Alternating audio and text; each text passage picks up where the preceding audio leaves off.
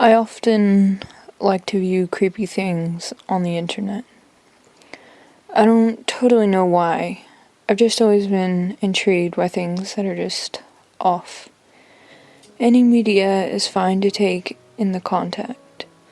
Stories, movies, videos, audio clips, video games, whatever. I just want to be unnerved. I work third shift, so my sleep schedule is all messed up. I sleep during the day and work at night. I get 2 days off a week though, and always in a row. I could use this time to have some semblance of a normal life, but I'd rather not have to readjust my sleep schedule once work starts again. So I just stay up all night and sleep during the day. So browsing the internet, on one of those days off, I came to a thread which had a bunch of links on it. Each comment was just a link. Some of them led to websites about unexplained mysteries, some were streams of horror movies, and others were of accounts of paranormal events which were supposedly true. Then I saw one that was none of the above. I don't remember what the link was. It was just some random letters and numbers. It was nonsense. I clicked on it and it took me to a single page with a single picture and nothing to click on.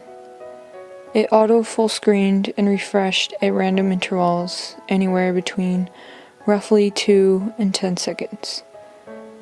There was text on the top of the picture which read, Zanlu wall tx to idol / x. Creepy. I like this site already. The picture showed a painting on the wall of a nondescript forest scene. There was a small TV screen centered at the bottom of the picture. An old CRT on the top of the TV was an older looking analog clock with a wood frame and fancy hands. The site continued to refresh, but the picture never changed. Out of sheer curiosity, I didn't leave the page. I kept the tab open and checked back every minute or two, still no change. After about 10 minutes, I got tired of missing the refreshes. Maybe it was changing drastically, but only once every minute or something. And I was completely missing it. So, I closed all other tabs to make sure I wouldn't be tempted to leave. I was staring at that picture for what seemed to be an hour. I checked my phone. It had been 26 minutes. I guess time goes slowly when you're just staring at a still image online. I can't say what it was or when it was, but at some point I noticed that it wasn't just a still image. Well, it was, but the image was changing. The clock. When I first pulled up the page, it read something close to 4:15. Now it was showing 4:56. The clock had been changing the entire time. I watched it for a full minute.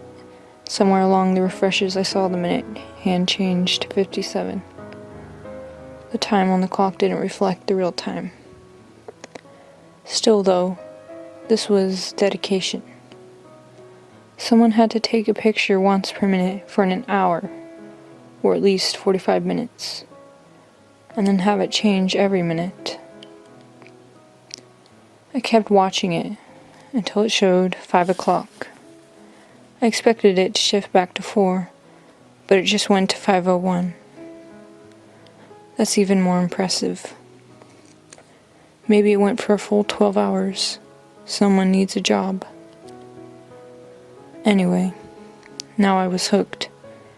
I had to see if it had the full range of times. Now that I knew I didn't have to intently stare at the picture anymore, I was able to shift my focus to the text. It definitely seemed strange. I realized quickly that it was a code of sorts, and it said XIIXIX. I thought about it for a while, but then realized the cologne in the phrase XII XIX 12:19. I guess I had to wait till 12:19 to see what was going to happen. What was so worth all this work? The next few hours were boring. I check it every so often and see no change. Once I thought I saw something in the painting, but I'm pretty sure that was just my imagination. My mind wanting to see something. I set all my clocks in my house to the time on the site so I know where it was, even when I wasn't at the computer. 12 o'clock came, and I was glued to my computer. No getting up, no other tabs. I was just staring intently, watching the hands on the clock refresh, minute after minute. 12:18, refresh, refresh, refresh. I was certain that this minute had actually taken 4 or 5 minutes to transpire. Finally, 12:19, nothing. No change in the image, no change to the site. That was disappointing. I figured I'd at least get a message on the site or a different picture or something. Maybe that was the prank. Nothing. The guy who made this would lure people in, give them a simple puzzle to solve, just to pique their intrigue, and then disappoint them greatly. Bravo, I thought to myself, or bravo, brava. I quickly corrected. I left the website and went back to my day. I couldn't get the site out of my head though. Not even an hour after I left, I had convinced myself that I should go back to the site. Central plus Shift plus T. After all, there are 2 12:19s in a day, aren't there? The clock now said 12:48. I looked over at the clock on my desk and it also said 12:48. The creator must have kept it synced up with their local time or something. I had nearly 12-hour wait ahead of me now. I could have stayed up all night, night for me, day for most normal people. But I didn't want to drive myself crazy, so I went to sleep. I didn't sleep well, or for a very long time. But then again, I rarely do. I checked the clock on the desk, which was still set to the website time, and it said 8:52. Only a little over 3 hours of a wait from here. I checked the site, and still no change in the image. I did things around the house and online to kill the next few hours.